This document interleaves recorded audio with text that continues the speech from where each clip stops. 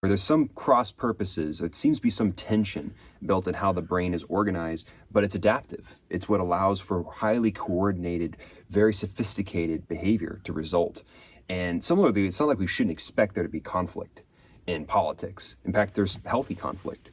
But there also has to be this mutual respect, the sense that we all need each other.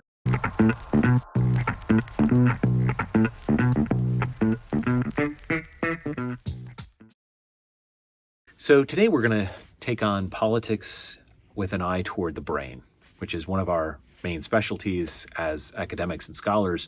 Michael and I have studied the brain for many years using functional imaging as well as mapping brain data to human responses. And so political psychology tends to operate at a different level, not so much neuroscience, but we'll try to add a neuroscience spin onto this topic. Yeah, we're especially excited about this episode because we get to use some of the conceptual tools that we use in order to conduct our research and bring it to bear to the domain of politics. And it's something we don't see all that often. So it gives us a chance to take sort of a novel topspin in how we think about the way we behave in different political contexts, whether it has to do with the way politicians run their campaigns, the motivations that run through speech making or voting behavior, and all the rest.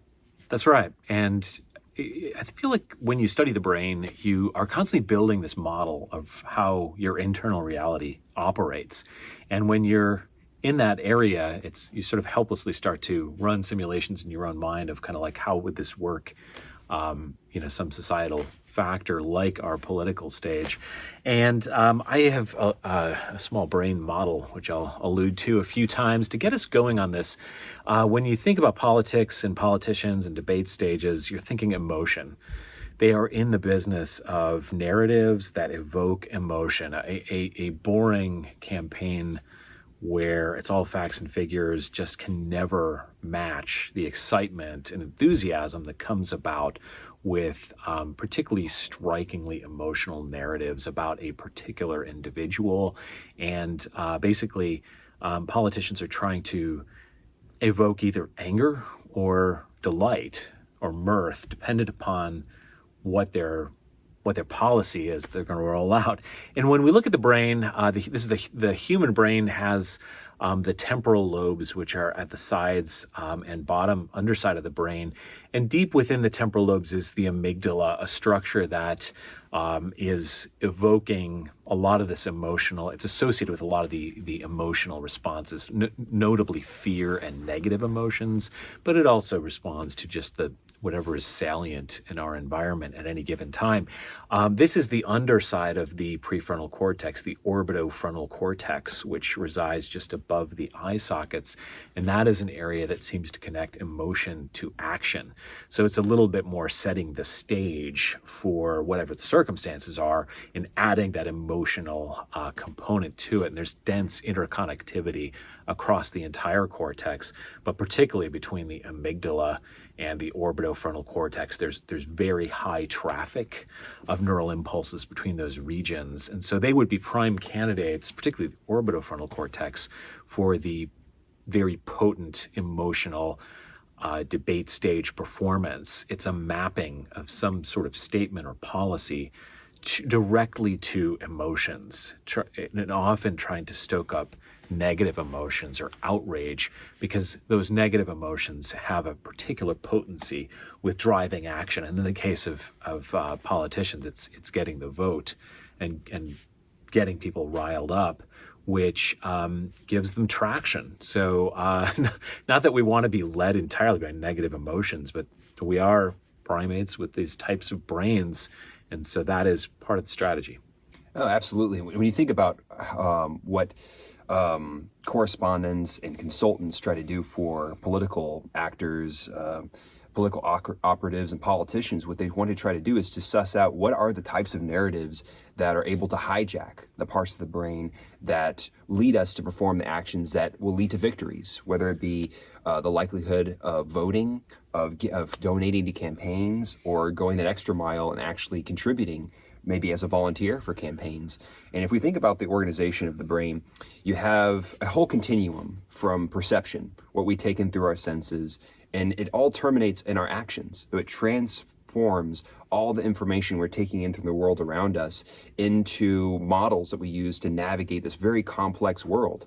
But as an intermediary step, we have the prefrontal cortex at the very rostral or front of the brain, where we build and can actually modify in a very fluid way some of these models that we have. We can exert some sort of top-down attention on how we're taking in the information, changing our interpretation in real time. The thing is, as my co-host here was pointing out, when our emotional neural correlates underneath the brain, the limbic area, start to activate, it suppresses the prefrontal cortex. We're less likely to engage in that sort of fluid reasoning process, and instead, it's all about triaging actions. What do we need to do to survive? That's where that war council mindset comes from. It's all about circling the wagons, protecting the tribe, trying to defeat the invaders. It's one of the reasons why political narratives take on this conflict theory type of structure. It's us versus them. It's very potent, it's very effective. It's one of the reasons why it's the bread and butter of how politics are conducted. Yes, and fluid reasoning has been talked about before in a previous episode by us, and its counterpart is crystallized reasoning, which is the semantic associations within the cortex. And so just looking at the outside of the brain, this is the sort of middle and back of the brain. Along the temporal lobe, once again, you have a lot of cortical mass. And these regions tend to be very networked. So as you experience the world, your prefrontal cortex makes a variety of mappings. And over time, those will be written up into the cortical surface in the form of memories. And the hippocampus is another medial temporal lobe structure near the amygdala that's involved in translating our experiences up into long-term memories. And over time, those memories seem to be written up into the cortex. So your permanent bank of memories resides in these cortical networks, not in one cell per memory. It's actually a network, literally. And so when you think about your home, for example, that's going to have the spatial arrangement of your home, the visual form of your home, and it's probably going to network to your loved ones that maybe live at the house as well. And those episodes and narratives really seem to reside in a permanent form, hence the crystallized reasoning term, like a crystalline structure. These don't tend to go away, and they are evoked very readily. So in addition to whenever we're watching something play out, let's say on a debate stage where it's very heated, our emotional limbic regions are probably very active. But along with those are going to be the crystallized inferences that kind of pop to mind. And our two political parties have pretty well scoped out the semantic space. If you're talking about concerns about immigration, you're on the right. If you're talking about concerns about underserved populations, you're on the left. And we all know that. And we have these sort of baked-in, hardened networks that represent those things differently. And so the danger there is that if you're operating entirely from your crystallized neurons that just are within your brain, you can start to make snap judgments and take shortcuts where, let's say it's being concerned about immigration or the way we're carrying out immigration. It's just a variety of pre-baked, preloaded associations from politicians come to mind. And we always like to say, well, you can be more thoughtful than that. Rather than have a generic emotional reaction, let's actually do the work of trying to understand individuals and their circumstances and be thoughtful with one another. And that's where discussion becomes quite relevant, because while we have a lot of common associations within our brains and across brains, we all have unique stories as well. And so that's one of the benefits of conversation, is to help repopulate your crystallized knowledge by working in a fluid manner with a partner. Yeah, and when certain narratives do take hold and they become especially trenchant and familiar to us, it winds up being the fodder of political campaigns for a number of reasons we already discussed. One has to do with the motivation to action, and all that has to do with the drama that's built into it. As human beings, we love stories. We love that that notion of good versus evil. This is called Manichaean dualism. A lot of stories that wind up being multi-generational to transcending time are all about this basic orientation of how does a group that's bent on trying to make the world a better place, a more virtuous place, a more ethical place, how do they struggle against the forces that try to do the opposite? A lot of political narrative turns on this structure. And, in fact, there was a very interesting discussion I came across recently, archived interview with the famed, now late philosopher Richard Rorty from Princeton. He wrote a great deal on politics in the pragmatist tradition. And one thing he noted that was a source of consternation for him is that a lot of political activists, they don't spend much time thinking about the more, let's say, like the wonkish, detail-oriented discussions. Like, well, what's happening with Senate Bill 1438 this week? Those aren't the usual kind of discussions that we oftentimes see come up in political campaigns, and that's for a real clear reason that's connected to the way our brain is organized, because it doesn't have that drama flavor to it. So when we think about an alternative to the way we approach politics that isn't purely conflict-oriented, it still has to hit the right buttons in the brain. It still has to feel rewarding. It has to be a sense of progress, and it needs to be something that has a sort of hedonic quality, a feel-good quality to it. And I think this is something that Dan and I have observed about a lot of books that try to take on that kumbaya quality. The problem is it feels very milquetoast. It doesn't have that bumper sticker feel to it of, oh, let's circle our arms, Braveheart style, and fight for our cause. That's one of the challenges for those who want to reform the way political conversations take place, with an eye towards how the brain is actually how it's actually designed. So really what we're talking about here is a type of politics that speaks to how human beings actually are structured rather than how we wish they were structured. That's right. And if you think about drama, plays have heroes and villains, and they evoke emotion. Art evokes emotion. Good art creates within us either a positive or a negative emotion. And that's important to keep in mind. So any politician that's going to use a theatrical style and frame up a villain and frame themselves as the hero or their allies as heroes, the brain will respond more to that style of campaigning than someone talking about Senate bills and more the sort of factual, dry sort of delivery. That is problematic because it just doesn't pop in the same manner.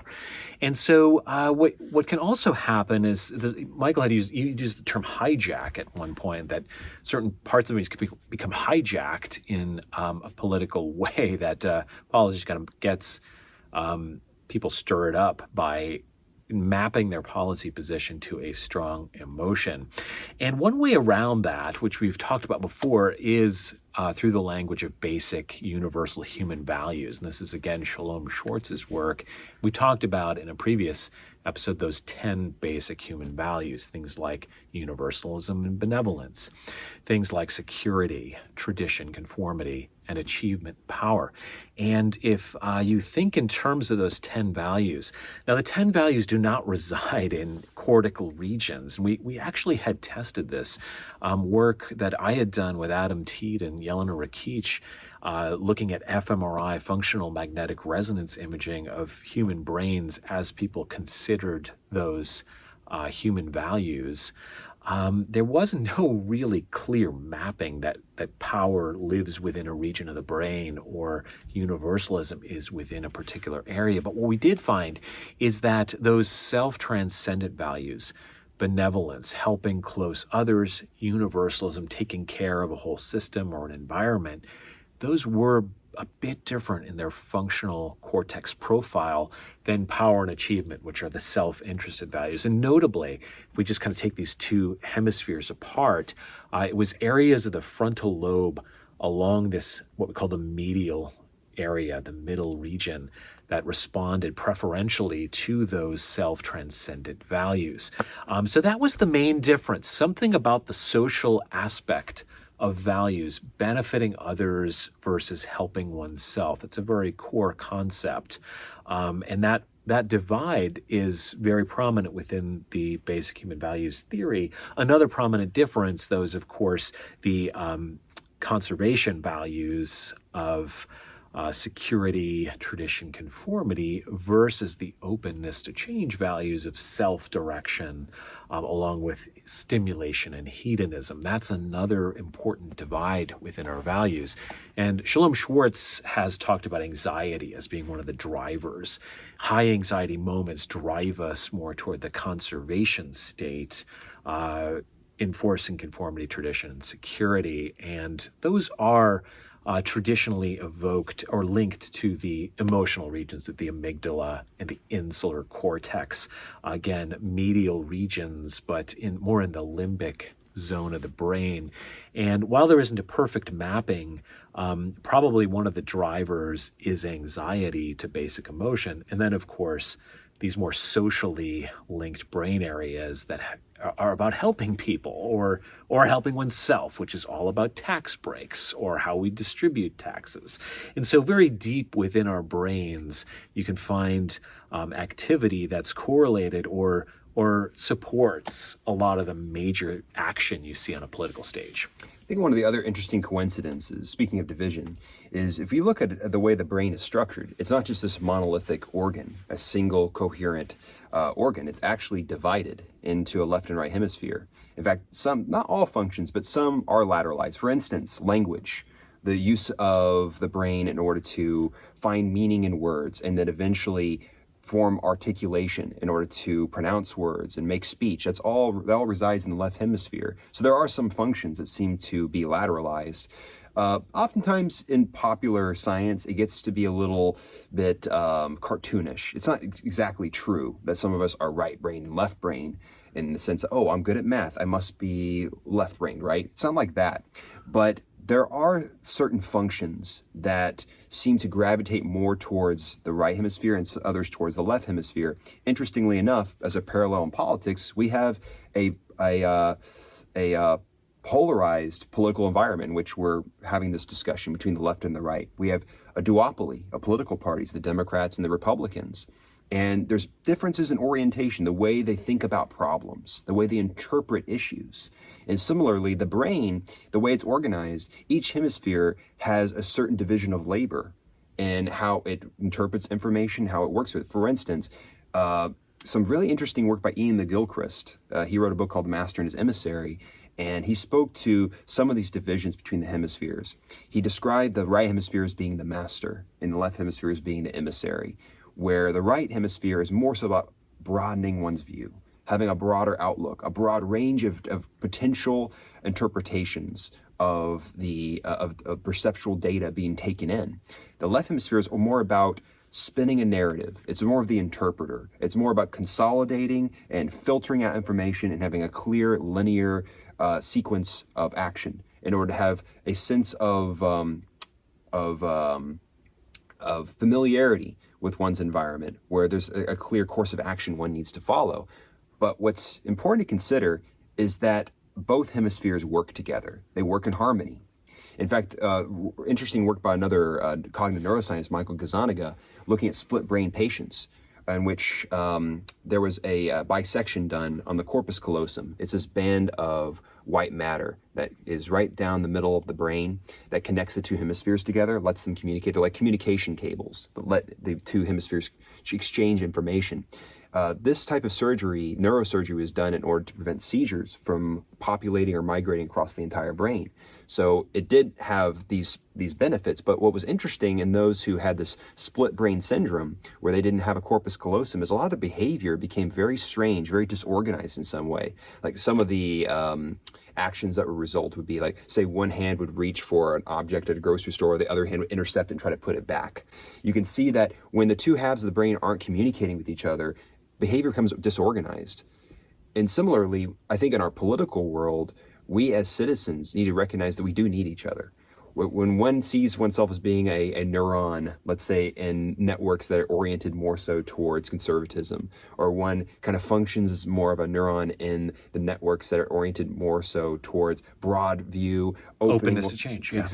Exactly. There needs to be communication happening in order to have a coherent functioning whole in a society level, just as you need that in a whole brain level. It's a deep metaphor, and a few thoughts to follow up to what you had just described. One of the notable features of the right hemisphere is it tends to be the more intuitive hemisphere. So we can read reward probabilities and tasks much better with the right hemisphere predominating. The left hemisphere tends to be the zone of narrative, but also confabulation. So when someone has a memory disorder and they can't quite make sense of the motivation for their behavior, they will generate a story as to why they did a particular thing. So some of those split brain patients that Mike Gazzaniga worked with had confabulated as well. Particularly the left hemisphere would generate some verbal answer as to why the the behavior was discrepant. It just to maintain some kind of internal coherent sense of purpose and drive. And we try to explain our behavior. Social psychology has dealt with this for years, cognitive dissonance theory, Leon Festinger, where someone's behavior doesn't fit their actual motivations. What tends to happen is they modify what they think of as their motivations internally. So it can be a constant struggle. And I think I go back to that term hijack. A lot of times politicians will try to hijack our emotional response with a particular narrative that we wouldn't have come to that conclusion ourselves. And so it's really important to keep in mind, how is someone voicing policy getting from, their policy position to action? How are they inspiring us to find that compelling? And I think it's often very helpful to go through the basic human values route. Using that vocabulary enables us to translate, sort of the narrative down to our emotions. It's almost like those values, they don't live in any one cortical region, but they're almost like a translator between basic emotion and the semantics that are built up across the brain, the crystallized reasoning. So through other episodes, we have covered a lot of this, but just going back to the brain, there is a brain basis for all of this. Our brains did evolve in a hunter-gatherer past in which we would track many fewer individuals and we would prioritize communication and language, largely left hemisphere functions. Language tends to dominate, at least language production and reception within that left hemisphere. But we do need a right hemisphere as well. And within a democracy where we have two parties, we do need two strong parties. Yes, you heard me, two strong parties. We need them to trade off, because if one party dominates entirely, we're no longer a democracy. That's known as a dictatorship, and that is exactly what we don't want. So we urge you to actually root for the well-contested battle in which both sides, both hemispheres, both houses, the right and the left, bring their best to the table. And out of that, we need that tension. We need that sort of the best governance is going to come from trade-offs where one side, or the left or the right, dominates some of the time.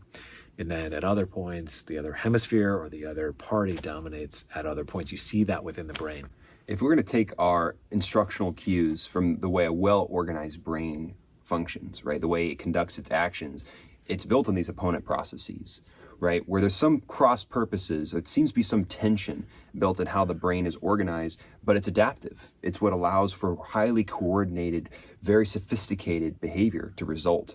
And similarly, it's not like we shouldn't expect there to be conflict in politics. In fact, there's healthy conflict.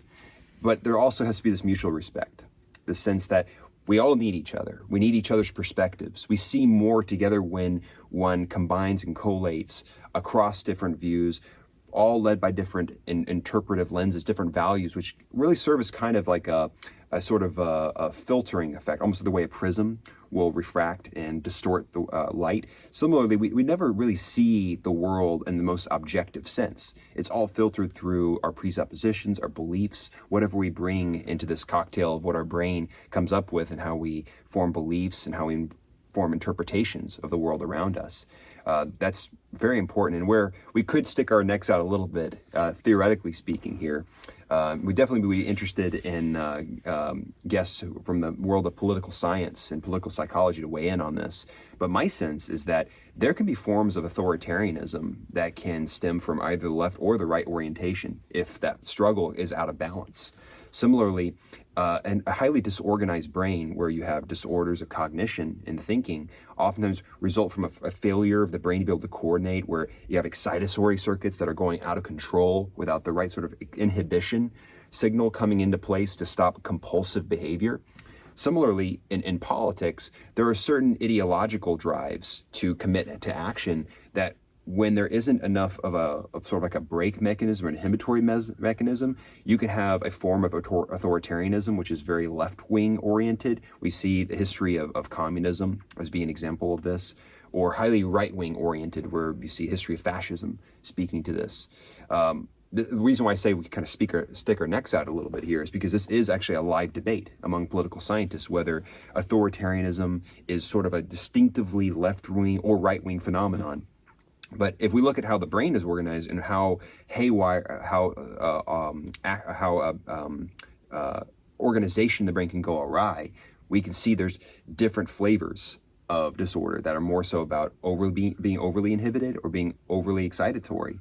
And that's something for us to keep in mind. If we think, well, we'll have a political utopia if either the left or the right prevails with a sort of undisputed victory, what we'll probably have is a highly unbalanced society. It's not that any one value in that circumplex of 10 is superior to the others, or some family of values is superior to the others. They are all required for different contexts. That's what results in a highly dynamic, highly structured, but also very fluid and creative type of organism, whether it's in the form of organic structure like the brain, or at the scale of a society. Or a democracy like the one we live in. Right, and we've alluded to this before, like the complexity of our current nation is so vast, and there's so much of the information that we just simply cannot sample firsthand. And that becomes problematic because then we're left with the imagination. We will come up with an explanation for things, and if we don't bother to check our assumptions, talk to others, really try to get firsthand sampling, we build up a model that can have a lot of erroneous assumptions and falsehoods built into it. And if we're inheriting the model from our favorite politician from on the debate stage, that's particularly problematic because of the theater that has to go into those performances. And their goal is really to drive unanimity, particularly within the party and within the nation, but particularly the party. And so some obvious remedies that we have talked about are to keep an open mind, or at least a partially permeable mind, and try to sample firsthand, check all of your assumptions always. The brain, what really energizes the brain is when we turn out to be wrong. So when you can find, oh my gosh, I ran a scientific experiment and it really didn't support the hypothesis, that's a learning opportunity. That's a chance to expand and improve that model within our minds. And we also had talked about all of us are driven by the 10 basic human values. It's just that we express them differently. And so we should keep that in mind, that whatever appeals to us, I'm just happening to be very in favor of self-direction and security. Not everyone is. And so I shouldn't expect that Michael has to mirror my exact preferences. And that's true down party lines. We within it as individuals, we have uniqueness, and we should appreciate that. And we have to keep in mind what's best for me is not maybe best for most of the people most of the time. It takes some maturity and wisdom to sort of get to that, but I think most of us, that would resonate. That we want the majority to be thriving. That it helps all of us. Just like a healthy brain has a lot of connection among the individual neurons. The brain welcomes prediction errors and learning opportunities and strengthens based on all that. We do the same as individuals. That's right. The productive politics message here is about not skipping that stage that goes from perception to action. There's that middle ground of engaging in reflection. And the sandbox where this all takes place is in healthy dialogue with each other. And there's an art to this. There's a science to this as well, right? And one thing to keep in mind here is that it's true that there are real problems out in the world calling for solutions. Some of them are extremely urgent and are very dire. Human lives are at stake. It's one of the reasons why one bristles at taking certain metaphors too far. Like in a previous episode, we likened the way we engage in politics to being like sports. And obviously the stakes could not be more different from each other. But just because the stakes might be different doesn't mean that there isn't room for reflection. In fact, it's even more important that we sort of crowdsource our different interpretive lenses. That's what allows us to see a broader view of the world. There's this sort of parable of a group of blind men that are feeling different parts of some sort of object. One thinks it's some sort of column because he's feeling a large cylindrical object. Another one says, oh, maybe it's like some sort of brush because he feels some kind of bristles. And then the other blind men think, oh, maybe this is like some kind of hose. Turns out it's an elephant. They're all feeling different parts of the elephant, but by crowdsourcing their information, they have a more complete view of the world. And that's the message here. It's not to expect one's going to have a monopoly on the truth, just being one individual, one neuron inside of the entire network. No one neuron is the engram, the all-seeing oracle of all neurons. It doesn't work that way. And similarly in society, no human being can hope to achieve something like this God's eye point of view. So that's a call, it's an invitation for us to engage in dialogue with one another with mutual respect and enthusiasm for the learning opportunity. Really, the virtue isn't to walk into the conversation where the referendum on one's value to what one brings to the conversation is, I'm the one who's right or correct, but rather it's about who's going to help us to grow. Is there growth happening? Am I able to open my mind? Am I producing enough prediction errors in my brain so that my brain becomes more plastic? It's able to change and morph to incoming information. Otherwise, I'm missing out on a learning opportunity. Yeah, and if you think about a magic show, what's so delightful about magic is it's a violation of your expectations. Well, that's not the way the world should work, and there's delight that comes with it. And I think that exhilaration and delight that comes with really well done magic is playing upon the brain's natural learning circuits. The brain is highly plastic. We're a work in progress all the time, and our democracy is a work in progress all the time, and we have to embrace that. And it can actually be exhilarating to embrace change and try to stimulate change. So when we get into defensive postures, that may be appropriate some of the time with some of our beliefs or narratives or expertise, but let's keep an open mind, and it actually can be thrilling to do so. In our following episode, we're going to discuss exactly what happens when we find ourselves in that hijacked state of forming a highly emotional connection or signal to information with an eye towards stereotyping. Why does this happen when we engage in political conversations? Why is this so commonplace, ubiquitous in political campaigning? And what can we do to take action to mitigate its harmful effects? Yep, we'll talk to you again soon. Make a comment below, and please subscribe if you want to see more content from Productive Politics.